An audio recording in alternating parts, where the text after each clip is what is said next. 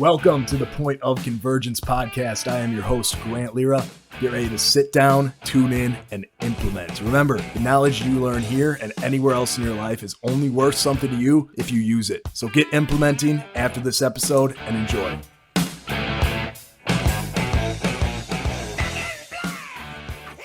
All right, welcome back to another episode of Remodeling Millionaires. Today, we are joined by Guy Neumann of GN Construction. So he's grown quite a bit over these past few years, and today we get to learn how. So Guy, how we doing today, brother?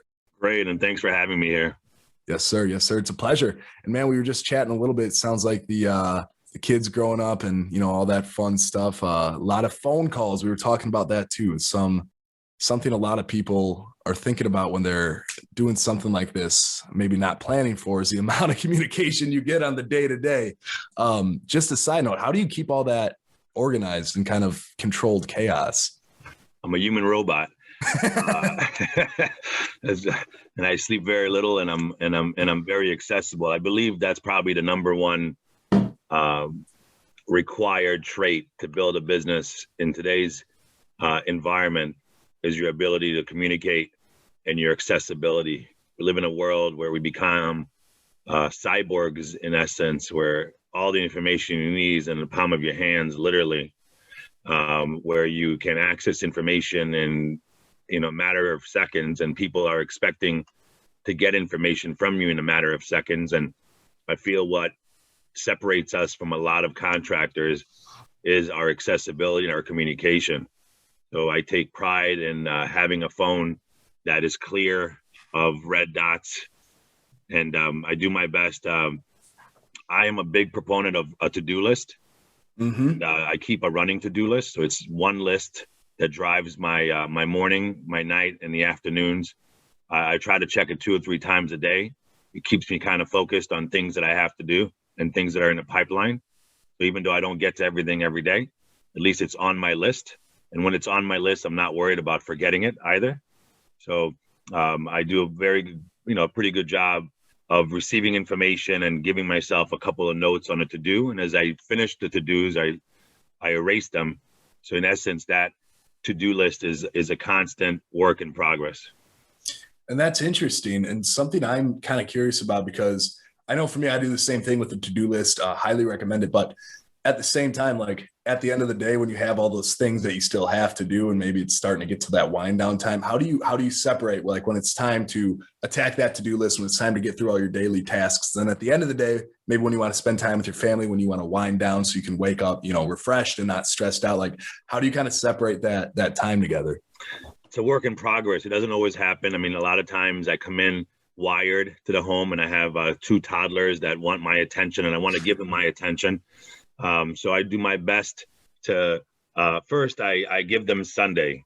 Every Sunday is family day. So we try to do activities from morning to night with the boys, and they have me all day Sunday. And I generally try to be around them at least majority of the day on Saturday. I will take some appointments until 12, but after that, I don't. But I'm still available through phones and emails and things along those lines. But if there are things that I didn't get a chance to do that I was supposed to do, I simply communicate that I wasn't able to get that done. So I will shoot out an email or a text and say, hey, I didn't get to do this today, but it's on top of my list and I will get it done in the next day or 2. I also try to set realistic expectations. I think that's the key with everything. So when I sit in people's clients' homes, even though I want to get the job and I want to secure the job, I explain to them our current situation. My suppliers are inundated with requests for pricing. We are inundated with requests for quotes. The market is shifting with pricing on a daily basis. I can't just quote blindly, especially when rough materials are expected to be included in the underlying bid. So I give myself a little bit of a buffer, and I like to try to deliver more and promise less. So I give them like a 7 to 10 business day turnaround for estimates, and I try to get it out within a 7-day period, and it falls within that. I try to establish my authority on the product I'm selling at the interaction with the client. So I feel like most of them would wait for my estimate anyway. At least I'd like to think that everybody's getting multiple bids these days. Okay. So, and what I do is, like, for instance, if it's a kitchen or a large addition, something that has a lot of moving pieces to it, that I count on suppliers to price out different elements of it. What I do is I do send a communication 3 or 4 days later and say, hey, I'm just a few days away from finishing your quote. I am working on that. So again, it's the communication forward. That's our main focus. That's what we've been focusing on the past year. I think the communication is driving our growth, and I take it very seriously. Yeah, and what you said there, the communication is super important, but also under promising and over delivering, right? I know a lot of people are doing somewhere close to the opposite, if not closer to that opposite, but that's huge. Like if you said it right there, 7 to 10 days, you try to get it done within that 7. And then if it happens to go over, you still have that kind of buffer because let's be honest, things happen. You can't always control everything that does happen. But if I just don't, if I just ignore my to-do and say I'll get to it, and then I send something out 21 days later, I mean, it's not that professional. But if they've heard from me in the last couple of weeks, a couple of different times, say, hey, I'm working on it, then they consider that I'm taking it seriously, which I am. Yeah. And that's that communication element, right? Because a lot of times, I think talking from the perspective of the homeowner, like they think that stuff's all magic, right? It goes out, whatever happens. They don't really know too much. But when you communicate them that process, they have a clearer picture. And the more sense and the more clarity you can give somebody within that sales process, the more they're going to be likely to, move forward with you guys, rather than the guy who's like, yeah, I'll get it back to you in 7 to 10 days. Here comes day 9. He's like, oh yeah, here's the price. And you haven't heard anything from him throughout the whole thing. That's right. I mean, I think the contractors fail in the sense where we've lived in a world where issues come on a job site, we try to deal with them right away and fix them. But we're losing an important opportunity to get in front of the client and demonstrate to them the type of issues that we deal with on a daily basis. So I try very hard, if I have a problem with any product or an issue on the job site, to communicate that to the clients, let them know, hey, we came up with a solution, but here's the problem, right? This problem is creating, this type of, an issue down the future from us, whether it's, walls not being plumbed and it's going to be an issue for the tiling and we have to redo, or something along those lines. I think that it's also important because we're judged on the finished product. And the reality is that the most important part is how we build the product, right? I always talk about baking a cake. You see these really fancy cakes and they're beautiful on the outside and you wouldn't eat them if somebody paid you. We bake the cake. We want to give you a really good, moist, delicious cake. And then we want it to look good on the outside. So if something is going to affect the outside, I don't want to wait until I present them with the opportunity to give me an opinion about something that doesn't necessarily look right, but there wasn't another option. I'd like for them to be a part of the decision-making. I defer the liability to them and give them choices. And if the choices involve them paying more, then that's what they're going to have to do for me to be able to stand behind the product and give them 100%. So, and that's what happens when you're remodeling existing spaces. We're up here in the Northeast.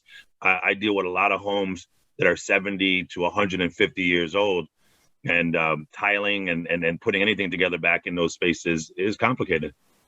Yeah, I like that analogy too, because everything affects everything, right? If one ingredient of that recipe is not available or you have to change it out, that needs to be communicated, because a lot of the times people may not notice right away. And like, that's something that you're going to have to address at some point in that process. So you better do it early on. Otherwise you're going to have way more headaches circling back. Well, exactly. Throughout. Because a lot of times, to give them even a product that may not be 100%, we've done a lot of extra work that we're not charging for. And that's the hard part. It's like you go beyond the call of duty, you do extra work to do the best you can. And not only is it not appreciated, the client automatically thinks that you cut some corner and you're feeding them bull, right? Because they watch HGTV and they read the news about these contractors that their main motivation in life is just to essentially make an extra dollar and cut as many corners as they possibly can through the process. And then I tell my guys is, why take that liability onto yourself? Why not say, hey, guy, I now have, so we had a situation where the client was adamant about leaving a tub framing where the tub is a drop-in tub, leaving it as is and us tiling it around it. But the walls of the house and the floors have shifted to the point where the tile backsplash was no longer able to be 8 inches to 8 inches. It was really 8 inches to 7 inches, which means now we're cutting, I don't know, 10 tiles, but it's still going to be leveled at the top, right? But the tiles below it are shaven, each one of them just a little bit, so we can get that level at the top, because it has to be installed that way. Now, we did a lot of extra work there. Now, if we brought the client into the room and said, here's our problem, do you want us to rip this all up and start from scratch so we're not left with 8 inches to 7 3/4 on the tile, or are you okay with this, right? But what did they see? They saw 8 inch to 7 3/4, and they were like, are you trying to pull the wool over my eyes? You know, but no, this is what we do. Like, this is the tiling. We did a lot of extra work. We didn't even charge you. But that conversation that happens in arrears is never as effective as it happens up front. And that's so true. And something else you said too, like, if that client is ever thinking they're getting fed BS, or they're thinking you guys are trying to pull a fast one on them, every single person in this game should be focused so heavily on reviews. And more importantly, like those referrals, right? Those word of mouth referrals, because that's gold. If throughout any point in that process, that client thinks that you may be trying to do something shady on them, how do you think that conversation is going to go when they talk to somebody else who sees the finished product? They say, oh, beautiful, blah, blah, blah. Who did it? How were they to work with? Right? That always happens. How are they to work with? That's what I tell my guys. It's the but. It's those calls I get when a window was left open over the weekend. It's the little stuff that matters. It's like, these guys did a great job, but you have to watch them because they left the windows open and it's February and I lost a bunch of heat, you know? So, and that drives you crazy. And as the bigger you get, the more of these headaches you're going to deal with. And, you know, it's a matter of communicating with your people, your expectations, communicating with the clients, what they desire. And then if a window has to be left open, be like, hey, the fumes were so heavy, we cracked the window open, we'll close it tomorrow. Right. And then we have that communication in there. Right. So if he was, oh, no, I don't want the window to be closed, well, go shut it. It's your home, you know? But again, I think that communication is a key factor. We've been focusing on that. And then it goes both ways. It goes to the clients and it's also from the field to us. So we do have real-time communication on every job site throughout the day, where we have logs with pictures uploaded to our system that highlight either issues, concerns, or just give progress reports. And I'm able to look through those pictures at the end of each day and say, hey, by the way, is that being caulked, or is that being addressed, or don't forget to move that over, and so on and so forth. Totally.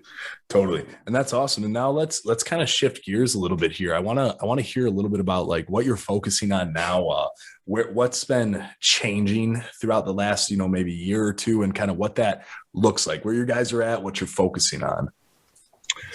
So we've grown, and we focus on producing the best product we can. That means incorporating technology, you know, better products, you know, more protection.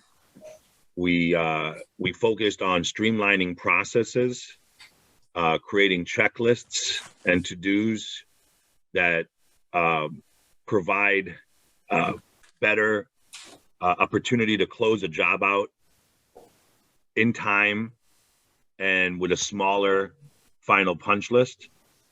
You know, those final punch lists can kill you. You know, the beginning of a project and the end of a project are what defines the product.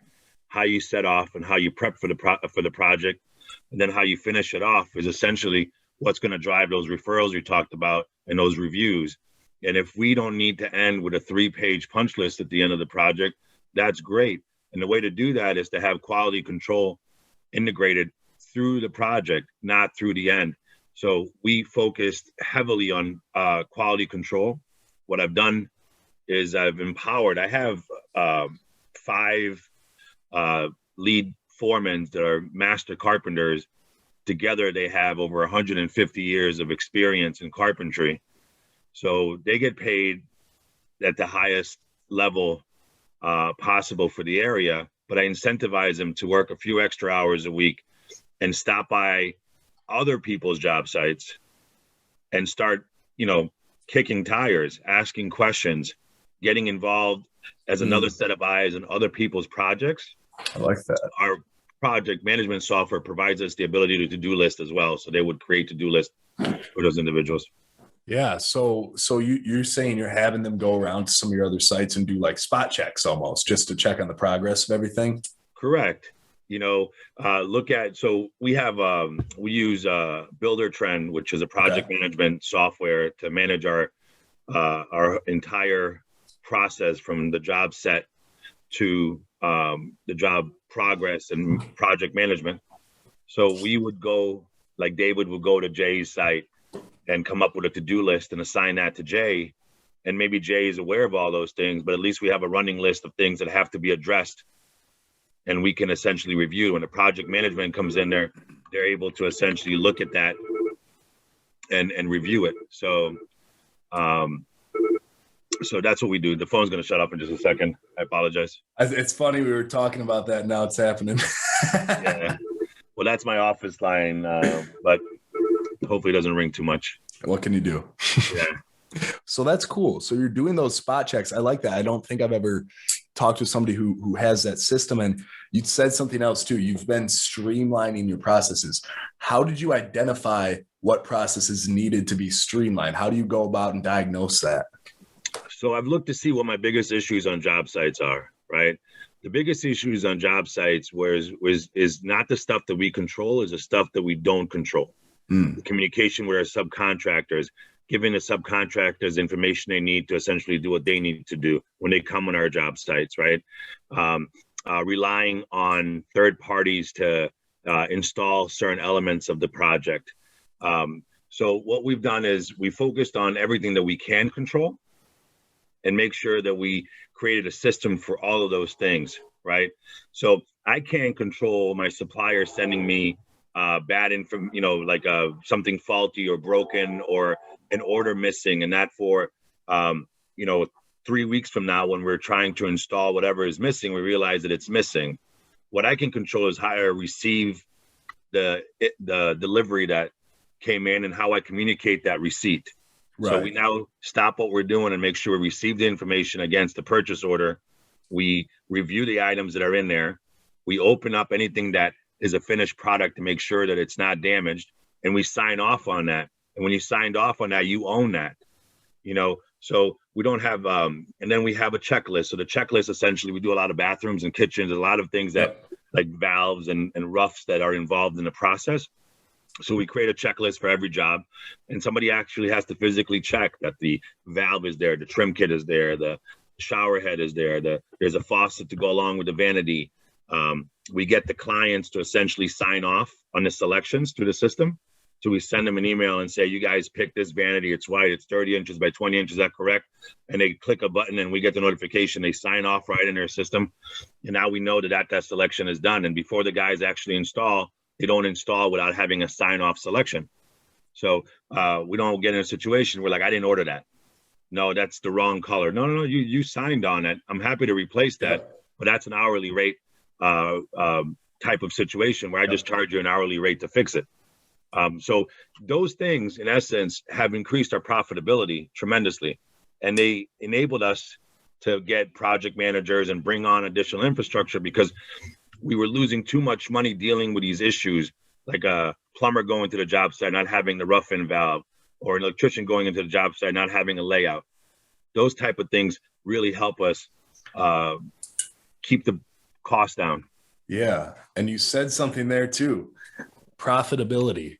I think that a lot of people don't necessarily know their profitability when they're starting out. They don't track a lot of that stuff. And if you're not tracking that, you don't know if you're spending your time effectively. You don't know if you're spinning your wheels. So what does that look like? How do you guys track all that stuff? How would you get started tracking that stuff? Or more appropriately, how did you get started tracking that? So it's tough because, we're in a business where there's a lot of moving pieces to it. But we start looking at jobs, we start looking at the labor hours it took us to complete a job.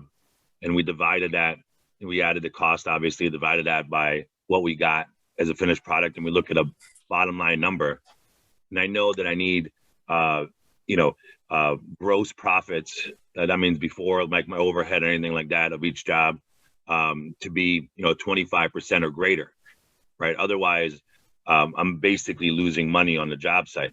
Now, can I tell you here that I don't lose any money on any of my job sites? That would be ridiculous. I'm in construction, and things go wrong, and anybody that tells you otherwise is joking themselves, especially when our services are so vast. We're not just a roofing house. We're not just siders, right? We do a little bit of everything. So over the years, we tweak those numbers up and continue to tweak. And I tell the client, they're paying for our experience. They're paying for our systems. They're paying for this communication.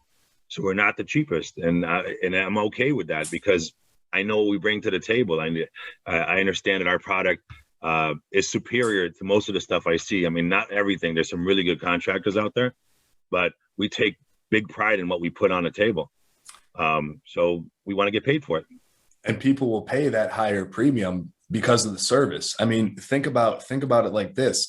The interior remodeling space and contractors, unfortunately in general, I'd say have a pretty bad rap in the eyes of the homeowners, where they always hear, we remember the negatives more as humans. And they always hear about the stories where, they left the door open, whatever the case is, they left the place a mess, playing their music loud all the time. They broke something. Like, people say that and it sticks in their head. So that oftentimes people won't mind paying that premium because you guys are addressing a ton of their big concerns that aren't necessarily on paper, but they're the underlying concerns of why they are hesitant about letting somebody into their house. You're 100% correct. Where I tell people I always ask, how many of you have had construction in your own home? Most contractors don't know what that's like, actually. So like most of the guys who work with me are like, oh, we don't have any construction in our home. But the reality is I've had construction in my home. I hate it. It absolutely sucks. Your privacy is affected. Yep. You're dealing with dust. It's loud. It's an invasion of privacy. We want to essentially provide them with the best possible experience, but it's still a shitty experience. That's the reality of it. Nobody wants to have no kitchen for 2 months, right? And no matter how you cut it, no matter how nice you are and how lovely you are, it doesn't matter. I don't have a kitchen for 2 months. 3 weeks into it, it's starting to tax me. I'm sick of those microwavable meals or eating out or whatever the circumstances are, right? So we have to be very sensitive to that. So cleanliness is a big factor for us. Nothing gets me more crazy if I walk into a job site. I walk into job sites like tornadoes. Like I don't have a lot of time. I want to stop in. I want to look at something. I need to talk to the client. I got to talk with the foreman. I'm not sitting there and spending 2 hours evaluating the processes. I just don't have that time. So I go in like a tornado, and I generally deal with issues that I see visibly very quickly, or cleanliness, safety issues. We take COVID-19 very seriously. I don't care if you're inside or outside, you're wearing a mask. If I come to a job site, you don't have your mask on, I catch that 3 times, you're off the clock. I mean, that's it, you're going home. The reality is that I don't care if the client doesn't care that you're wearing a mask. I don't care if the client doesn't care if you're leaving a mess. I care. It is how we carry ourselves that's going to separate us from other contractors and other experiences the clients had. So I want to make sure that we're consistent. We provide a consistent product. Yeah, we're all basically put together nicely. We're wearing our uniforms, our branded uniforms. We're polite. We're communicating. If we're not on a job site, we let them know. So our clients benefit from a nightly email, whether we're there or not. Just, hey, by the way, remember, we're not going to be there tomorrow. Things like this that really help the process and keep the clients happy, even though their life is a mess as a result of what we're doing to their home. Yeah. And again, that all goes back to that communication, nightly emails. I think that's awesome. That's really unique. And I want to shift gears for a second here too, and talk about how you guys are getting most of your jobs right now. And I'm sure that it wasn't the same as when you first started. So let's talk a little bit about that. So I'm very social media forward.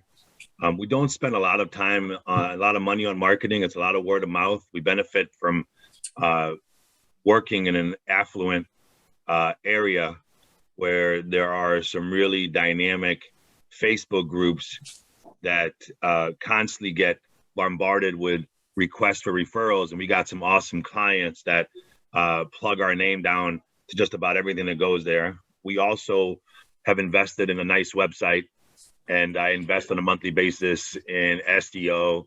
And then we have some good reviews online. We have a very good digital footprint, which I'm proud of. And I think that sometimes contractors forget. They're narrow-sighted, So yeah, maybe that you're right and the client is wrong, but if you can fix this problem for a couple $1,000s and just move on with your life, then just fix it. Lose a couple $1,000s, and don't get to a position where you piss them off to that point where they're going to start adding information about their experience on social media. Because once it's on there, it's hard to get it off.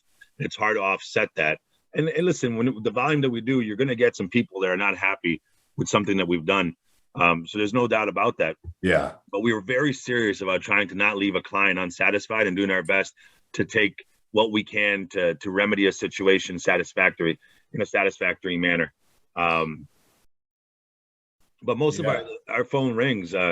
People find us online. We're like the SEO. We're on the first page of Google, probably with about 150 keywords related to the services we offer. Word of mouth is a big component. A lot of clients that come back to us for like the second phase or the third phase or whatever it is they're doing. A lot of people remodeling spaces, and I'm focused. I'm involved in the community. I'm out there. We're very charitable. I sit on boards and commissions, and I do networking as much as I possibly can and try to fit that into the scheme of things. And collectively, we're lucky. We have a big pipeline. Definitely.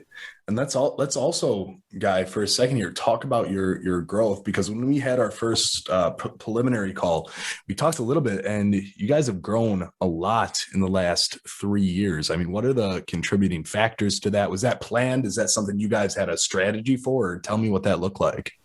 So I told, like, before we jumped on the podcast, we had a conversation, and I told you kind of life takes you where it takes you, and I'm a big proponent of that. I left a corporate job, which I was for 10 years out of college, and I was going to go into the house flipping business. So I set up a company to flip houses, and I set up GN Construction as its construction arm, essentially. And we started out as a preservation company working for banks. It was right after the recession, right when the real estate market essentially collapsed. Yep. And we were able to and I figured that if I start servicing these properties that are REOs or foreclosed properties, I would essentially establish myself a supply line. I would know what's coming to the market. When it's ready to come to the market, I'll be able to essentially bid on it effectively and do all my numbers before, other people had a chance to do it. So from 12 to 15, we flipped about 50 properties off the bat, which is a good volume, especially when you're starting off on. But then we had a very rough winter of 15. And then I had to diversify. I started selling some of our services. And that's when GN Construction really started going into a different gear. So from 15 to 16, we basically doubled ourselves. And we doubled ourselves 2 or 3 times since as a result of that. But the key element of the growth has been, I think, my desire to streamline and build a corporation versus a small business. I mean, I have a corporate background. I have a finance and economics background.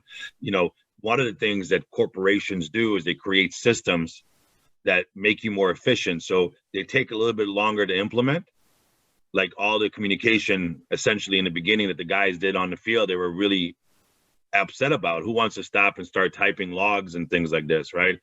Who wants to stop and start receiving and, deliveries and supplies in this manner, right? But now it's like secondhand nature.